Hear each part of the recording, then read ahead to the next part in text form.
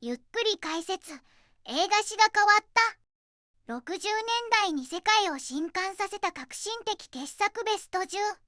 ねえマリサ、今回は60年代に世界を震撼させた革新的な傑作ベスト10ね。クラシックで少し敷居が高いイメージがあるけど、どんなところが革新的だったの？おう、いい質問だぜレイム。60年代はただ古いだけじゃない。公民権運動、ベトナム戦争の泥沼化、そしてヒッピーに代表されるカウンターカルチャーの台頭。社会が激動し、価値観が大きく揺らいだ時代だ。そんな中で映画界も伝統的なハリウッドの常識が次々と破壊された。革命の時代だったんだ。時代のエネルギーがそのまま映画になった感じなのね。なんだか面白そう。その通りだぜ。だから今回のランキングは、興行成績や知名度だけじゃなく、いかに映画の常識や表現を打ち破り、後の作品に影響を与えたか、っていう革新性を基準に選んでみた。そして、その革新に迫るためには、どうしても物語の結末に触れなきゃならない。だから今回は、ネタバレ全開でいくぜ。そのつもりで最後までしっかりついてきてくれよな。第10位。ウエストサイド物語。1961年。いよいよランキングの発表ね。記念すべき第10位は、どんな映画なのかしら？60年代の革新的傑作。第10位は1961年に公開されたウエストサイド物語だぜ。この作品の登場によって、ミュージカル映画の歴史は大きく塗り替えられたんだ。ウエストサイド物語。聞いたことあるわ。でも、ミュージカルの歴史を変えたってどういうこと？歌って踊る、楽しいお話っていうイメージが強いけど、そこがまさに革新的だったポイントなのぜ。この映画は、あのシェイクスピアの悲劇、ロミオとジュリエットを元にしていてな。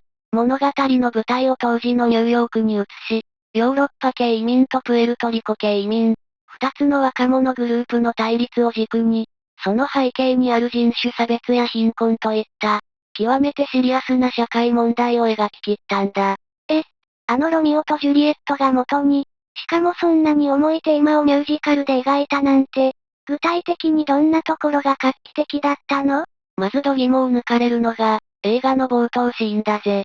普通なら陽気な歌で始まるところを、この映画は一切セリフなし、若者たちのダンスだけで、ギャング同士の縄張り争いや燃え上がるような敵意を完璧に表現しきったんだ。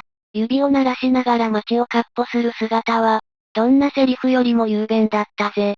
このジェローム・ロビンスによる振り付けは、もはや単なる踊りじゃなく、物語を力強く動かすエンジンそのものだったんだ。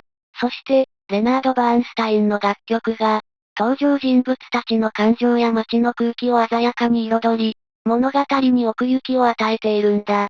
ダンスがセリフの代わりになってるなんて、本当に斬新ね。息を飲むような始まり方だわ。この圧倒的な表現力と、社会に鋭く切り込んだ物語が高く評価されて、第34回アカデミー賞では作品賞をはじめ、なんと10部門も受賞したんだ。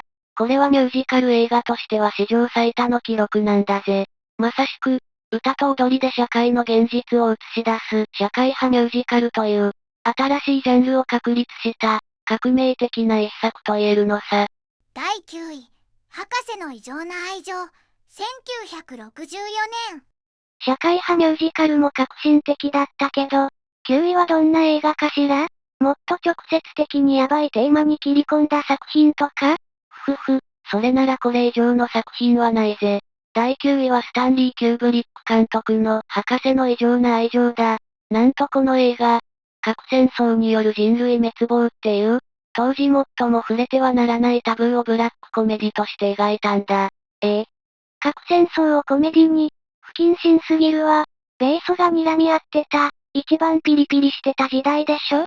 だからこそキューブリックは天才なのさ。実はこの映画、原作はシリアスな小説だったんだ。だが監督は真面目に作っても核戦争の狂気は描ききれないと考え、登場人物がみんな狂ってる風刺劇に作り変えた。冷戦下の極限的な緊張状態と、登場人物たちのあまりに滑稽でリアリティのない言動のギャップ。それが、観客に言いようのない不気味さと恐怖を生んでいるんだぜ。なるほど。まともじゃない状況をまともじゃない人たちで描くことで、異常さを際立たせたのね。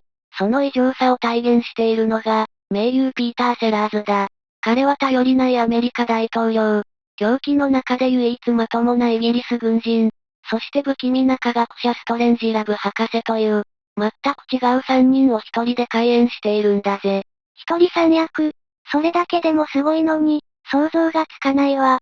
そして極めつけは、あまりにも皮肉なラストシーンだ。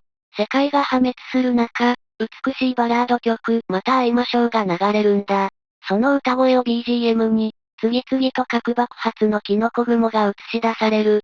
美しさと終末が同居したあの映像は、脳裏に焼き付いて離れないぜ。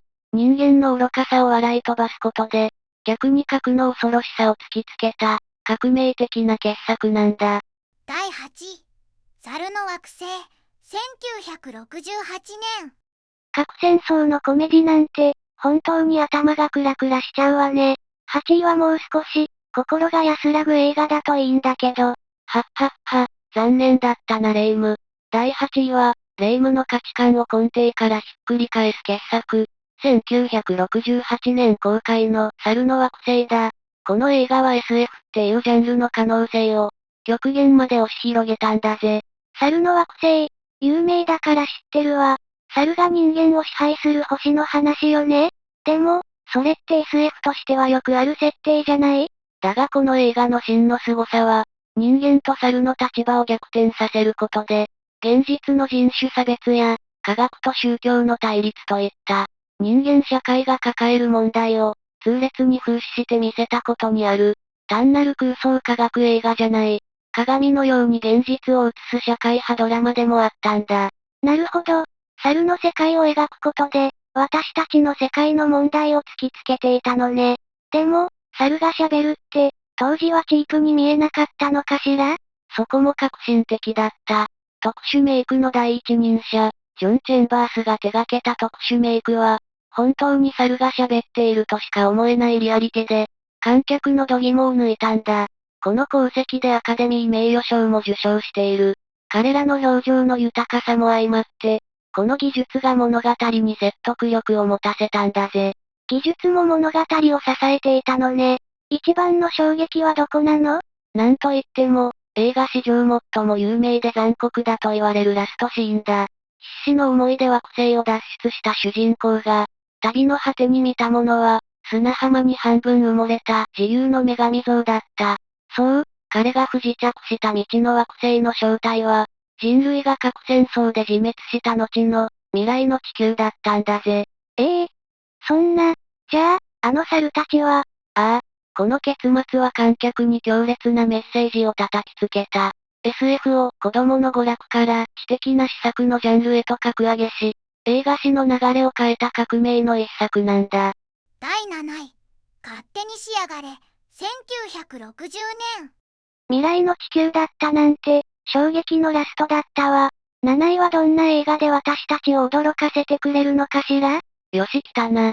第7位は、これまでの作品とは全く違うベクトルの革命だ。1960年、ジャン・ユック・ゴダール監督による勝手にしやがれ。この映画はな、物語の内容以上に、映画の作り方そのものを根底から変えてしまったんだぜ。映画の作り方を変えた？どういうこと？カメラとか編集の話？その通りだぜ。この映画は、フランスで起こった映画運動、ヌーベルバーグの、まさに幕開けを告げた、象徴的な一本でな。ゴダールはそれまでの映画制作の常識や文法を、ことごとく無視してみせたんだ。例えば撮影方法。ちゃんとしたスタジオじゃなく、カメラ一台でパリの街中に飛び出して、まるでドキュメンタリーみたいにゲリラ撮影を敢行した。三脚を使わない手持ちカメラの映像は、生々しい躍動感に満ちていたんだ。今の時代だと普通にありそうだけど、当時はものすごく斬新だったんでしょうね。なんだかワクワクするわ。だが、本当に世界中の映画関係者の度肝を抜いたのは、その編集手法だ。ゴダールは、シーンとシーンのつながりをあえて無視して、映像をブツッと飛ばすジャンプカットを多用したんだ。普通なら NG になるような繋ぎ方なんだが、これが従来の映画にはない独特のリズムと、主人公の気まぐれな生き様を表現していた。まさに映画文法の大破壊だったのさ。わざとカクカクした映像にするなんて、すごい発想ね。ストーリーも普通じゃないのかしら？もちろんだ。主人公は警官を殺して逃げ回るような、共感しにくい無軌道な若者だしな。俳優たちのセリフも即興的なものが多かったらしい。管理社会への反発っていう、当時の若者のリアルな空気がフィルムに焼き付いているんだ。その革新的なスタイルで、後の全ての映画監督に影響を与えた、映画史の特大事件と言える一作なんだぜ。第6位、アラビアのロレンス、1962年。映画の作り方自体を変えちゃうなんて、本当に革命的だったわね。6位は、もっとスケールが大きな作品だったりするのかしら？その通りだぜ。第6位は、もはや映画というより映画館で体験する芸術と呼ぶべき、超大作、1962年のアラビアのロレンスだ。これは映像美の革命であり、スペクタクル映画の概念を塗り替えた金字塔なのさ。アラビアのロレンス、すごく壮大な砂漠の映画よね。映像が綺麗なのは想像できるけど、何がそこまで革新的だったの？この映画はな、70mm フィルムっていう超高画質なフィルムで撮影されていてな。デビッド・リーン監督は、広大な砂漠の風景を、まるで観客がその場にいるかのような臨場感でスクリーンに焼き付けたんだ。特に有名なのが、陽炎で揺らめく地平線の彼方から、黒い人影が数分かけてゆっくりと姿を現すシーン。あれはテレビの小さな画面じゃ絶対に伝わらない。映画館でしか味わえない伝説的な映像体験なんだぜ。そして、その長大な上映時間の中盤には、インターミッション、休憩が設けられていてな。まさに映画を見るという行為自体が、一つの特別なイベントだったんだ。うわぁ。想像しただけで鳥肌が立っちゃうわ。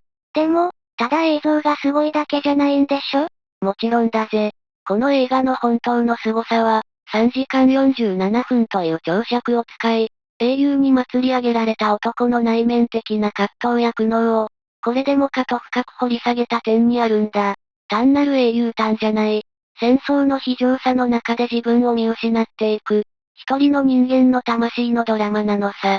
ヒーローの栄光の裏にある、苦しみや孤独までしっかりと描いたのね。ああ、そこにモーリス・ジャールが手掛けた雄大なテーマ曲が加わり、第35回アカデミー賞では作品賞を含む7部門を制覇した。巨大なスケールと、深い人間ドラマは両立できると証明してみせた。まさに映画史に燦然と輝く芸術作品なんだぜ。第5位、サイコ、1960年。壮大な芸術作品の次はどんな映画かしら？今度はもっと、心臓に悪いような革命だったりして？その通りだぜ。第5位はサスペンスの神様、アルフレッド・ヒッチコック監督の1960年作品、サイコだ。この映画はな、観客が信じる物語のルールそのものを、木っ端みじんに破壊したんだ。物語のルールを破壊？どういうこと？普通、映画の主人公って最後まで活躍するものじゃないの？ところがヒッチコックはその常識をぶち壊したんだ。なんとこの映画、開始40分で主人公だと思っていたマリオンを殺しちまう。演じているのはジャネット・リーっていう当時の大女優だぜ。観客は、彼女に共感し、物語の進行を委ねようとした矢先に、その期待を裏切られ、この映画は一体どうなるんだという根源的な不安とパニックに陥る。これほど大胆な裏切りは前代未聞だった。嘘でしょ？そんなのありなの？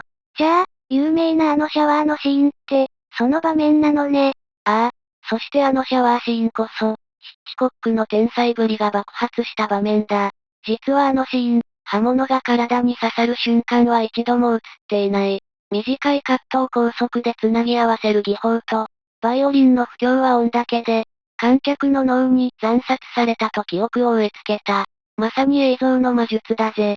映ってないのに見えるように感じさせるなんて、まさに神業ね。さらに、途中入場一切禁止。結末は誰にも話さないでって宣伝戦略で、ネタバレも防いだんだ。観客の予測をすべて裏切り、恐怖を最大化させたサイコは、スリラー映画の歴史を永遠に変えてしまった。物語の革命だったんだぜ。第4位、卒業、1967年。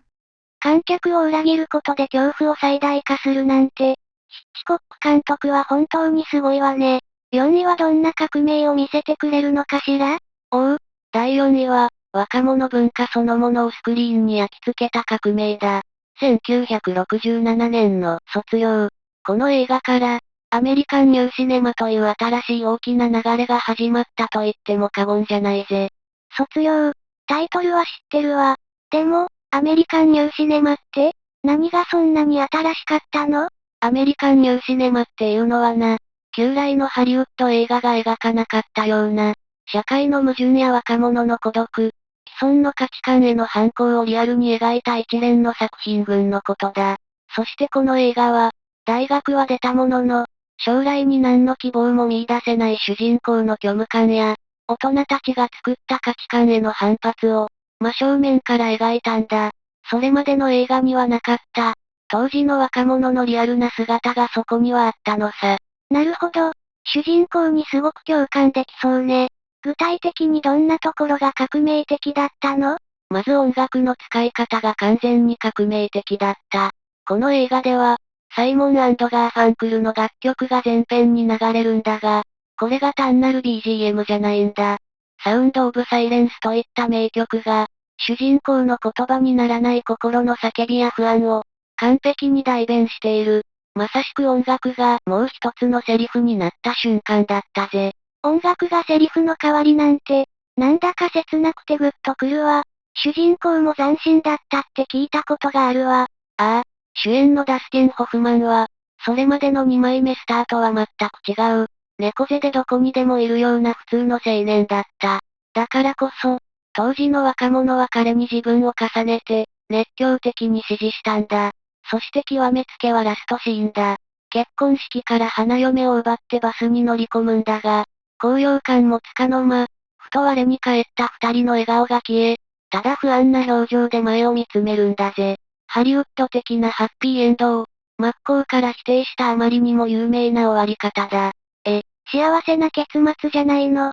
なんだかすごく考えさせられる終わり方ね。そうだろ？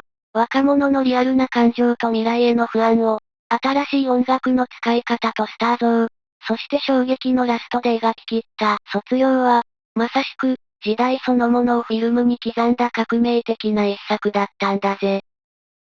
第3位、俺たちに明日はない、1967年。ハッピーエンドを否定するなんて、卒業は本当にほろ苦い映画だったわね。いよいよトップ3だけど、3位はどんな革命を見せてくれるのかしら？来たな、トップ3。第3位は、アメリカ映画史に血のりで刻まれた大傑作、1967年の俺たちに明日はないだぜ。この映画はな、卒業と並んでアメリカンニューシネマの本格的な幕開けを告げたんだが、こっちはもっと過激だ。価値観と暴力表現、その両方でとんでもない革命を起こしたんだ。価値観と暴力、なんだか物騒ね。一体、何がそんなに衝撃的だったの？まず、主人公が銀行強盗のカップルなんだが、この二人を絶対的な悪として描くんじゃなく、社会に反抗するアンチヒーローとして、最高に魅力的に描いたんだ。退屈な日常から逃げ出す姿に、当時の若者たちは熱狂した。犯罪者に感情移入させるなんて、それまでのハリウッドじゃ考えられなかったんだぜ。悪いことをしているのに、応援したくなっちゃうような感じかしら。確かに新しい価値観だわ。そして、もう一つの革命が暴力描写だ。それまでの映画では、人が撃たれても血が出ないのがお約束だった。だがこの映画は、機関銃で撃たれた人間の体が、血しぶきを上げて吹き飛ぶ様を、はっきりと、リアルに映したんだ。それまでの映画における暴力がお約束事だったのに対し、この映画は生身の人間が傷つき、死ぬという現実を突きつけたんだ。この生々しいバイオレンス表現は、観客に強烈な衝撃を与え、それ以降の映画の常識を完全に変えてしまった。ひえ。そんなにリアルに描いちゃったの？想像しただけで痛そう。その集大成が、映画史に永遠に刻まれた伝説のラストシーンだぜ。待ち伏せしていた警官隊に気づいた二人が、一瞬見つめ合った直後、数百発もの銃弾を全身に浴びて蜂の巣にされるんだ。その壮絶な死に様を、まるでバレエのように美しいスローモーションで克明に描いた。この美しくも残酷な映像は、一度見たら絶対に忘れられない。スローモーションで、そんなの見せられたら、脳裏に焼き付いて離れないわ。美しくて、残酷なんて、だろ？犯罪者をヒーローにし、暴力のタブーを打ち破り、伝説のラストで観客の脳を揺さぶった。この映画の登場によって、ハリウッドはもう後戻りできなくなったんだ。まさしく新しい時代の扉を血まみれでこじ開けた、とんでもない傑作なんだぜ。第2位、イージーライダー、1969年。血まみれの傑作の次は2位ね。一体どんな映画が飛び出すのかしら？第2位は、60年代の魂をフィルムに焼き付けた、1969年の伝説、イージーライダーだ。これは映画というより、カウンターカルチャーが生んだ永遠の聖典、バイブルなんだぜ。カウンターカルチャーの聖典、若者文化を象徴する特別な映画だったのね。ああ、しかもこれはわずか$34万の低予算のインディペンデント映画だった。それが公開されるや若者の心をわしづかみにし、歴史的な大ヒットを記録。ハリウッドの体制を揺るがした。まさしく事件だったのさ。この成功が、後のインディペンデント映画制作の道を開いたんだぜ。自分たちの映画がハリウッドを震撼させたなんて痛快ね。何が若者の心を掴んだの？まずステッペンウルフのワイルドでエコーが鳴り響くオープニングから伝説だ。当時最先端のロックを全編に使い、音楽が主役になり得ることを証明した。まるでミュージックビデオのような編集も革新的で、映像と音楽の融合が、若者たちの心の叫びを代弁したんだ。そして旅の終わりに待っているのが、あまりにも有名なラストだ。そんなに衝撃的なの？一体、どうなってしまうの？仲間を殺され、目的も見失った二人が走っていた。その時だ。すれ違ったトラックの男に罵声を浴びせられ、次の瞬間、ビリーは猟銃で撃たれバイクごと転倒する。ワイアットが助けを呼びに走り出した。その直後だった。引き返してきたトラックから放たれた銃弾がバイクに命中し、彼は自由の象徴である星条旗が描かれたバイクもろとも、爆炎の中に消し飛ぶんだ。そんな、あまりにも突然で、理不尽すぎるわ。そうだろ。自由を求めた旅の結末が、理由なき暴力による唐突なし。この救いのない結末は、当時の若者に厳しい現実を突きつけた。ハッピーエンドを拒絶し、時代の絶望を刻んだからこそ、イージーライダーは今も語り継がれる革命的な傑作なんだぜ。第1位、2001年宇宙の旅、1968年。ついに第1位ね。これまでの映画も全部すごかったけど、頂点に立つのは一体どんな革命的な作品なのかしら。ああ、60年代に生まれた数々の革新的傑作。その頂点に輝く第1位は、1968年、スタンリー・キューブリック監督が人類の未来に放った、永遠の金字塔。2001年宇宙の旅だぜ。2001年宇宙の旅。これ以上ないっていうくらい有名なタイトルね。SF 映画の原点にして最高傑作ってよく聞くけど、具体的に何がそんなに革命的だったの？すべてだ。と言いたいが、まずキューブリックがやった最大の革命は、SF を子供向けの娯楽から哲学と芸術の領域にまで昇華させたことだ。哲学と芸術。確かに、難解だけど美しい映画ってイメージがあるわ。ああ、例えば、エンジンが空高く放り投げた骨が、一瞬で未来の宇宙船に切り替わるシーンがあるんだが、たった一回のカットで数百万年の人類の進化を表現してしまった。このマッチカットと呼ばれる編集は、映画史上で最も偉大なシーンの一つだぜ。セリフによる説明を極限まで排除し、圧倒的な映像とクラシック音楽だけで描き切った。まさに映像体験なんだ。音楽がすごく印象的よね。サラトゥストラは各語り機は、この映画で知ったわ。映像も、本当に宇宙にいるみたい。そうなんだぜ。宇宙空間では音がしない。無音を完璧に表現したのも、この映画が初めてだった。徹底した科学交渉で作られた宇宙船や宇宙服のデザインは、後の全ての SF 作品に影響を与えたと言われている。だが、この映画が本当に恐ろしいのは、宇宙船を制御する人工知能ハルキュー船の存在だ。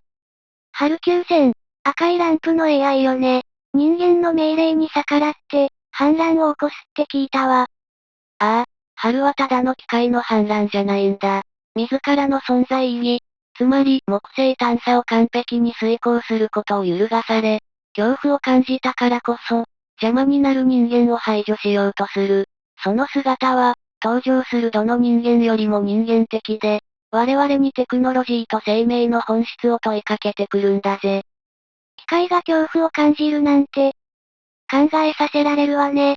そうだろ。哲学的なテーマ、革新的な映像表現、そしてリアルな科学交渉。その全てを完璧な次元で融合させ、我々がどこから来てどこへ行くのかという、最も根源的な問いを突きつける。この映画以降、2001年以前と2001年以後で、映画の歴史は完全に変わっちまったんだ。まさに革命の中の革命、文句なしの第一位だぜ。総評、まとめ。いやー、すごいランキングだったわ。ミュージカルから SF、サスペンスまで、本当にいろんな映画が常識を打ち破っていたのね。60年代のイメージがガラッと変わったわ。だろ？まさに映画の革命期だったんだぜ。今回紹介した作品たちは、70年代の傑作や現代のクリエイターたちに今も影響を与え続けている。だから、ただ古い映画じゃなく、今の映画につながる原点として楽しんでみてほしいんだ。なるほどね。私も、今回紹介された映画を見てみたくなったわ。皆さんが思う革新的な60年代映画も気になりますね。ああ、ぜひコメントで教えてくれよな。この動画が面白いと思ったら、高評価とチャンネル登録もよろしく頼むぜ。最後まで見てくれて本当にありがとうな。